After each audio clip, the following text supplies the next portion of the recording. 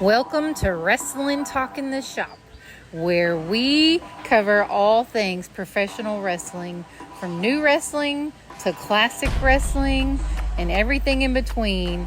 We go to wrestling, we do some wrestling, and everything in the ring.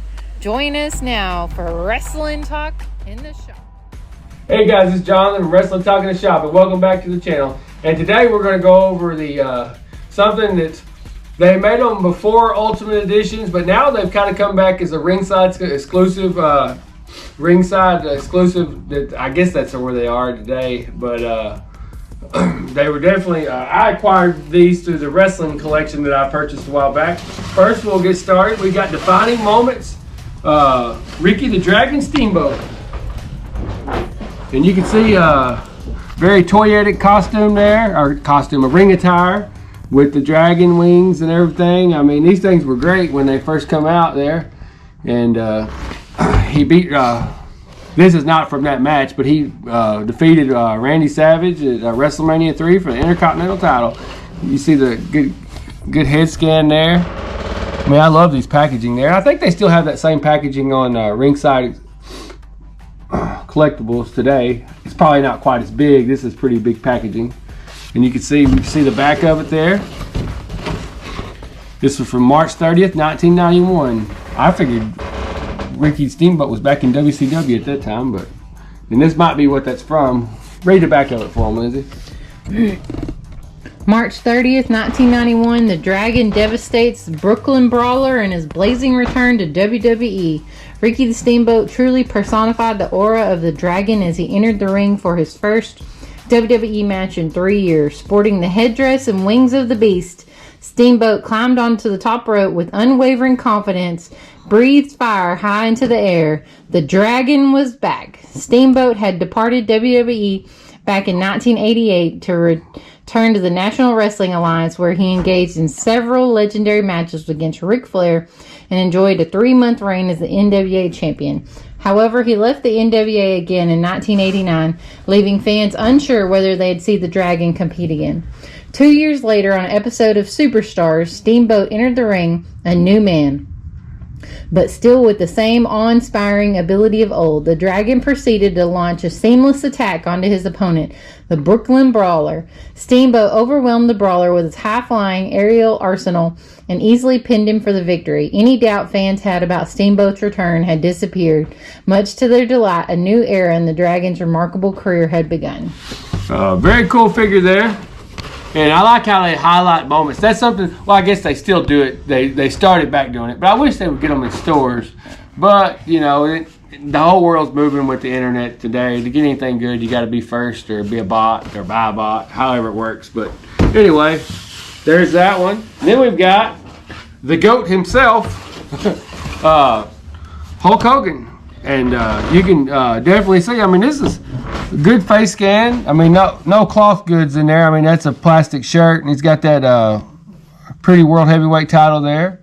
That kind of that, I don't know what you would call that, sort of the half do-rag there. Hogan wore that in his early years there. And you can see that. And as orange as he usually is, though. Yeah, I mean, yeah, he doesn't have quite that tan, that hot dog style tan that he has there. But you can see, very cool figure. There you see the sides there. And we'll do some packaging comparisons. Look at the size of this. You can tell which one's the earlier version. You know, they've scaled it.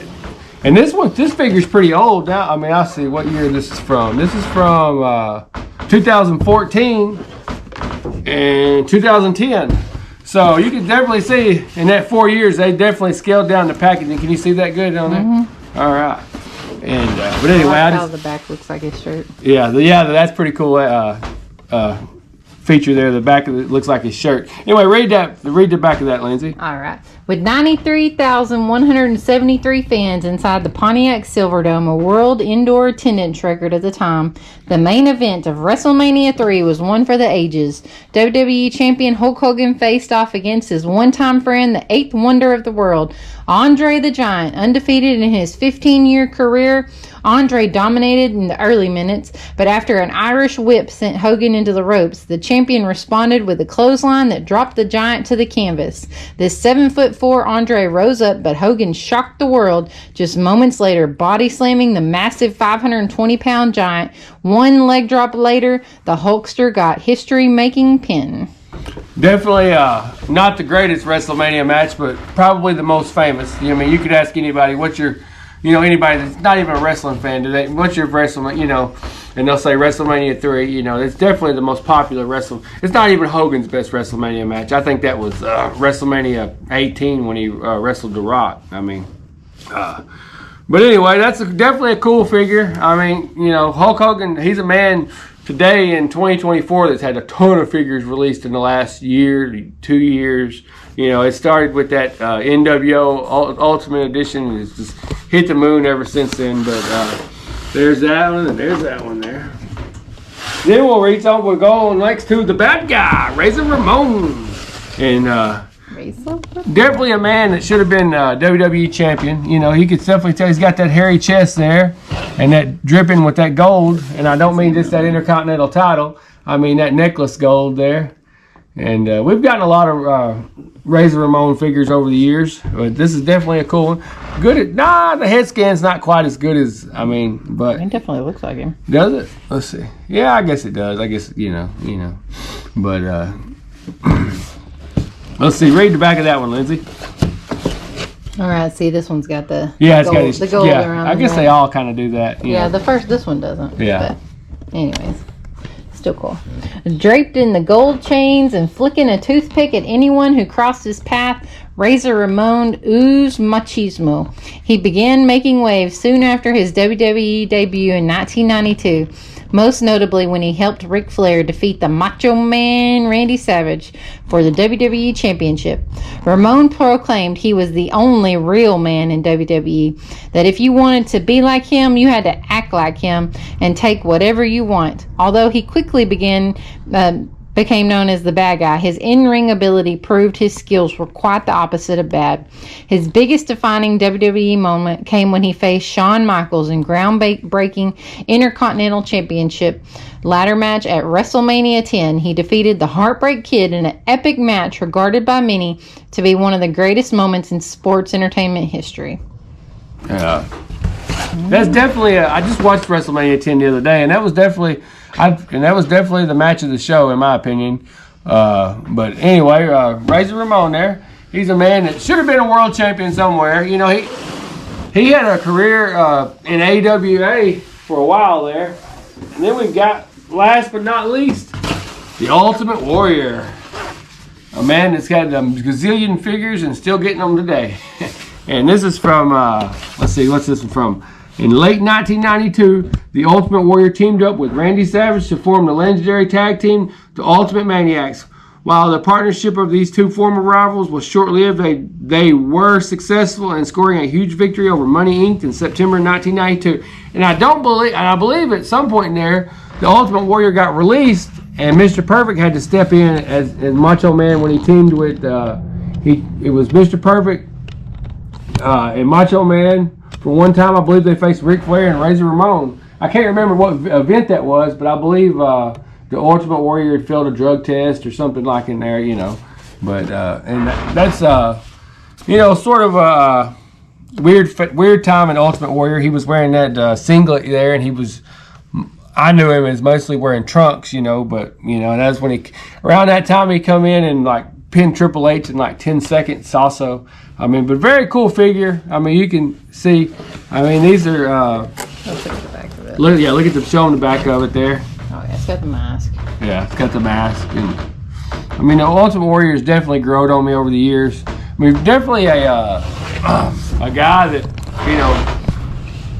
very toyetic, makes very toyetic toys, and he's got a gazillion figures. And I know there's people out there that love the Ultimate Warrior. I never liked him because of WrestleMania 6, but, I didn't know the guy personally. But that was just my opinion. I was always more of a Hulk Hogan guy, a Hulkamaniac instead of a Warrior Maniac or whatever they called him, But he was, but he's definitely getting a lot of figures. He's still getting them to this day. But there you have it. We've got a few more of these defining moments we'll go over.